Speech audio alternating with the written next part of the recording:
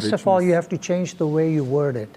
Okay. It does not overshadow it. Okay. It's just a form of music that has a major appeal. Okay. And Indian classical music has a form of, it's a form of music that has a niche appeal. Absolutely. And for us to think that Indian classical music should be in the same vein as Bollywood is wrong, because one is a chamber art form and one is an entertainment, big mass appeal art form. Absolutely right, sir. So for us to compare the two, first of all, that's wrong. Hello and welcome to News 18 Showsha.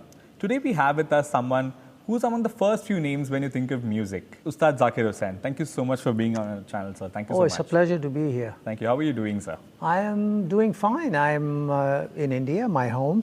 It's the month of Guru Purnima, where we celebrate and honor our teachers, our gurus.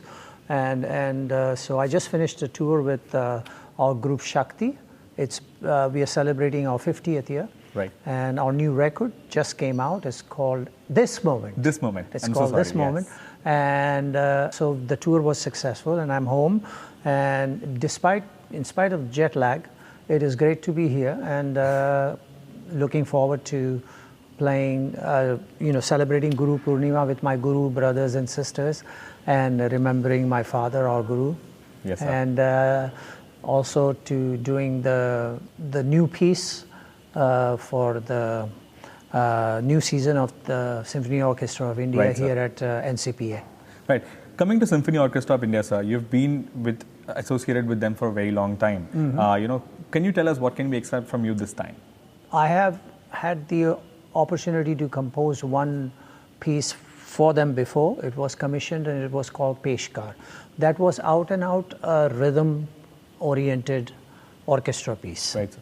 But this one is much more melodic, and the reason for that is because two of the finest young instrumentalists of our country, Neeladri Kumar Bhai, sitar player, and flute maestro Rakesh Chaurasia, are part of this.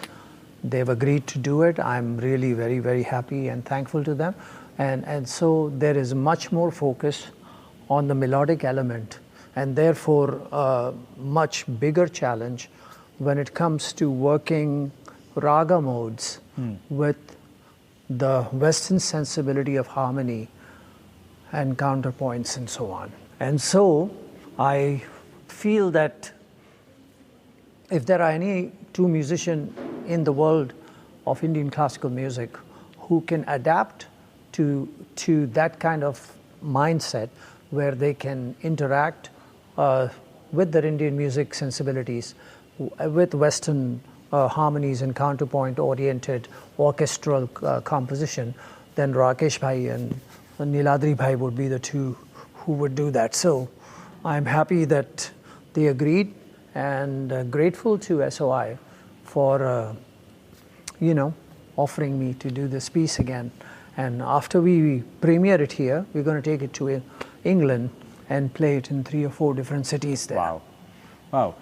So you've been playing across different platforms, different stages, different countries. At any point in your career, have you had an experience where you had, you met with a different perspective of music, a different culture, and that has stayed with you for a long time? There are elements of every genre of music, and therefore cultural, background of that genre of music that has appealing qualities.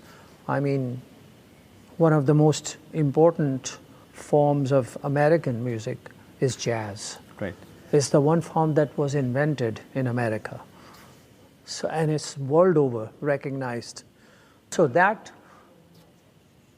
coming into play with Indian music is something that is of enormous appeal to me. And one of the things that is very interesting between the two music is you can say they're cousins.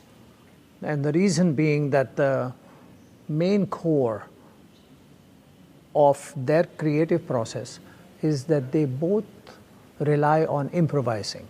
And so improvising means you have to create spontaneously, and that's one of the reasons why there is much more collaboration all over the world amongst Indian musicians and jazz musicians. Correct.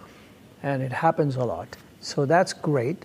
And so that stays with me a lot, the jazz ideas and folk music all over the world. When I hear the Bulgarian choir, or when I hear the Gregorian chants or flamenco, and how to say country blues, Correct. those kind of stuff, bluegrass and stuff. This is music that comes from the earth of that region. Correct. And therefore it has this organic appeal to it that refined form of music has to use a bit of in order to be able to make it a much more systemized form. So therefore that is something that I look forward to, and it always stays with me. When I go to different parts of India, I love to listen to the folk music of that part of the country, whether it's Rajasthan or Punjab or Bengal or Assam or Kerala or anywhere. So, and they all have a very specific form of music that represents the people of that part of the world. And so that is something that I focus on. That is something that usually stays with me, and that is something that helps me to be able to write or music or interact or compose with musicians of that part of the world. Correct, sir. True. So when it comes to music on a global scale, India obviously is recognized by two means. It's the classical music and then it's Bollywood. Yeah. Basically. But unfortunately... No, wait, there's also folk. Absolutely, sir. I agree. In international genre, there is. I mean, look at Bollywood music. It relies so much on folk music of India, whether it's Rajasthan or Punjab. Absolutely. And stuff. So they use a lot of that. Absolutely.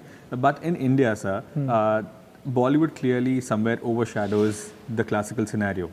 You know, somewhere, unfortunately, is considered niche. How do you think we can probably change this? Well, first of all, you have to change the way you word it. Okay. It does not overshadow it. Okay. It's just a form of music that has a major appeal. Okay.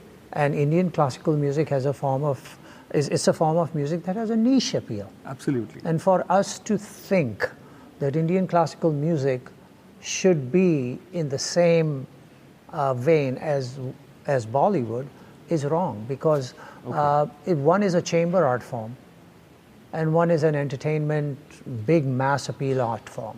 Absolutely right, sir. So for us to compare the two, first of all, that's wrong.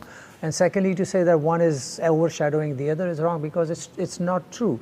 I mean, look at it this way. There's zillions of people who love to go eat pani puris. Right, sir. Okay?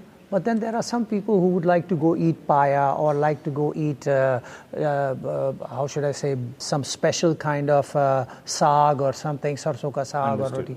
I mean, that's what it is. And it does not mean that the appeal of one is any less.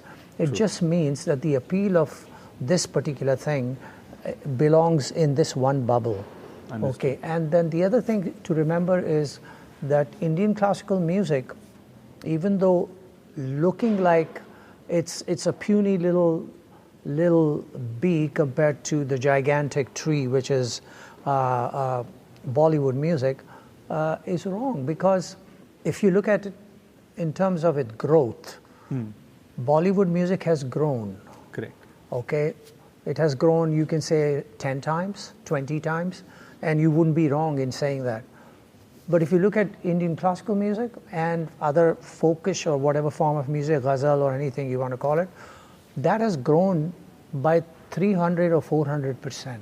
Yes, sir. I mean, from a form that used to be listened to by 150 or 200 people at one time, now you have festivals that have 5,000, 10,000, 8,000 people coming to the concerts of Indian classical music. Does that mean it's being overshadowed by Bollywood? No.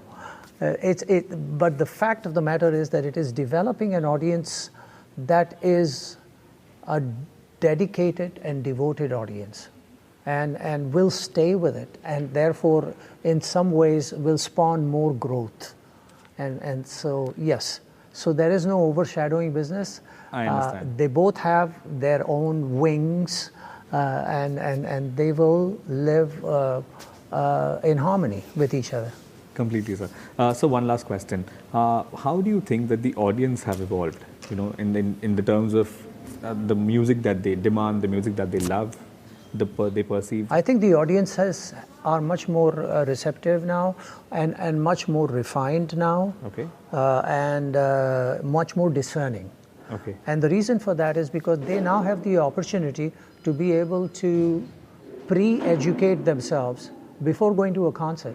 Right. You can Google an artist, you can watch them on YouTube or Facebook or something, and then see what they do and enjoy that. First of all, they first see them, and if they like it, they go buy a ticket to come to the concert. True, so they know what to look for, they know what to listen to, and they know what appeals to them about that artist. And so there is some familiarity, not only for the audience, but also for the artist.